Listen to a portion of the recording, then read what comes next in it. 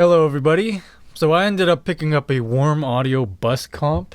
It's a 2-channel SSL style VCA bus compressor.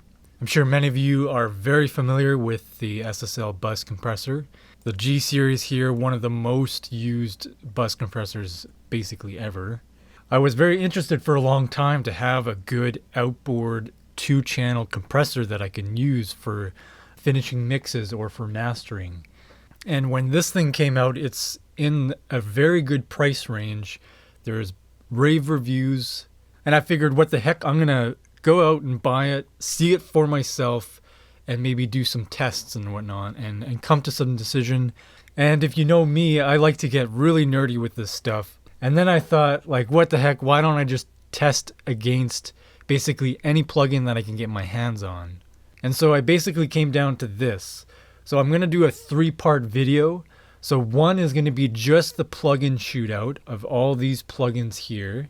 So we have the solid state native bus compressor, the Waves SSL G bus, the Native Instruments solid bus, the Brainworx Townhouse bus compressor, the Cytomic, the Glue, and the IK Multimedia T-Rex bus compressor.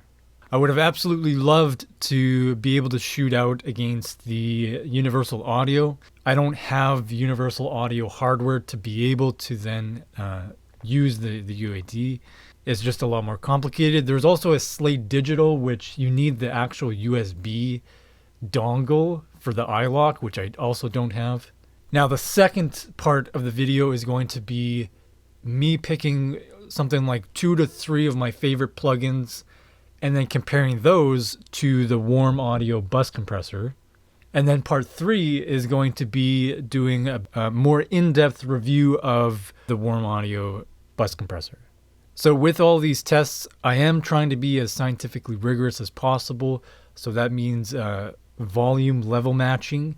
I'm also using a VU meter to help with that, to visually inspect how loud things are. And then I'm also using the wave scope to visually inspect how the transients are shaped and how, like, the thickness of the waveform and things like that. And I'll leave these open for you guys to be able to see and compare. And with each of these plugins, I'm using the exact same attack and release settings and ratio settings. I'm leaving any sort of analog modeling on, but any sort of extra coloration like this grit button on the T-Rex, I'm leaving that out. And one important note is that some of these plugins, like the BX here, the threshold, you can see this is at -1, whereas the Waves is at plus 6.7. Each of these plugins kind of has a different spot as to where it starts compressing. So the threshold is not going to be the same. I've tried to dial that in as best as possible. And the makeup gain as well, I've noticed, is slightly different on some of these plugins. The SSL native, for some reason, and the Townhouse, they seem to have just a louder overall output. So these tended to have lower makeup gain compared to all the other plugins. And just a couple housekeeping items. So the audio that you hear in the video, I've actually exported these files and imported them into the video project and exported it that way. I think that's a more rigorous way of doing the shootout. And also, I'm going to make those audio files available for download in the description down below. So let's dive in and have a listen.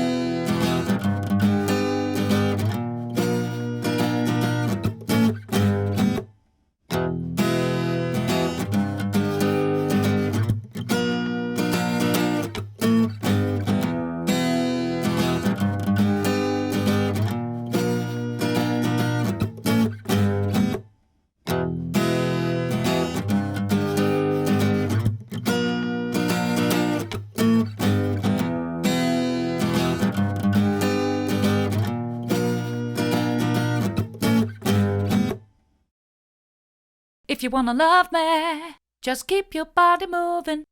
If you wanna love me, just keep your body moving. If you wanna love me, just keep your body moving. If you wanna love me, just keep your body moving. If you wanna love me, just keep your body moving. If you wanna love me, just keep your body moving. If you wanna love me, just keep your body moving. So there you have it. I was actually quite surprised at how different some of these plugins do actually sound. On the one hand, they're all doing basically the same thing with compression.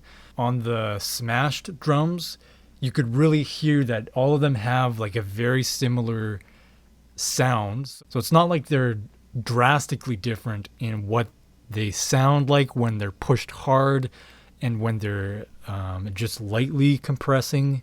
But the biggest thing that I noticed here is that the SSL bus compressor is, I think, the most aggressive, both in how it sounds, like you can hear the aggressive sort of compression that it has, but also like visually inspecting with the wave scope. You can definitely see in the waveform itself just how much more aggressive it shaves off those transients.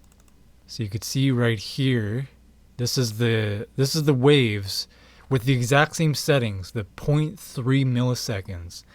Here it's lots of waveform of the transient here still gets through, very pokey, but on the SSL it really chops that off quite quickly. And I even compared it with the warm audio, and the warm audio is letting in a lot of pokey transients. So I'd be curious to actually have an SSL bus compressor and test it in comparison to the plugin. And I guess to further touch on this, it seems as though to match what the SSL native plugin is doing, you need to go another attack setting more aggressive. So at 0.1 on the Waves plugin, now it's starting to look a little bit more like the SSL, but it still pokes out maybe a little bit more so than the SSL is allowing. So I found that kind of interesting. This is like the most different of the plugins. So I guess that could be another video test, is getting my hands on an actual SSL compressor and doing some of these tests. Another thing that I noticed is that the Native Instruments, the solid bus compressor, it has something with it might just be the auto release function, but the way that when you push a little bit harder through it, like with a full track for, let's say, mix bus or mastering, the release sounds like it's kind of struggling to get it right. And it almost sounds like it's holding on too long and then releasing too fast. I don't know how to describe it exactly, but I think the way to describe it is the rest of the plugins are being more transparent with its release. Whereas the Native Instruments one, I can hear the compression more, and it's not a great sound. Now, this is more of like a subtle thing. I'm not trying to diss this plugin. It's still really good. But if I had the choice between all these plugins to do a final mix or master compression, I know I would stay away from the solid bus just because of that reason. And then on the flip side, with the smashed drums, I found that it actually it's like to its benefit almost. Like I want to hear that compression a little bit more, and the release is not to its detriment in that case. And I'm not even sure if I can hear it on the single instrument audio pieces here. So yeah, I guess it's more of like a nitpick as to how it reacts to an entire full mix running through it. These two plugins, the Waves SSL and the Cytomic, the Glue, these ones sound, I think, the most similar out of all the plugins. They're both very transparent, and they seem to allow transients to poke through, and they're not overly aggressive. The T-Rax, I find, is also like a very close second in that regard. It's very clean. It allows transients to poke through. I think it's adding a little bit more coloration, but like in a hi-fi way. And it does seem to be like a little bit more, it sounds like it's running a little hot, if that makes sense. Like not in the same sort of aggressive way that the native SSL compressor, but it sounds like it's a little bit hot. I don't know. Yeah, I don't know how else to describe it. And actually, one more point here. The Townhouse compressor, I found that the transients were well preserved and almost like they get an extra like push of emphasis. But you can still squash and smash this thing, smash the transients. And then also there seems to be like a little bit of a mid-frequency push almost. Not in like a heavily colored way, but like it's kind of just like putting a little bit more focus in that mid-range, which I do really like. So altogether, this is one of my favorite plugins, I think. It sounds like it's the most useful for me in the way that I would like to mix drums and for a mix bus or a master bus. Waves is nice and clean, although it's hard to push it to get coloration. The SSL native, really quite aggressive, and it's kind of the opposite of the waves. It's hard to get it to sound very transparent. The glue, likewise with the waves, it's very transparent. It also has some additional features, so you can set the maximum amount of range of dB or of compression.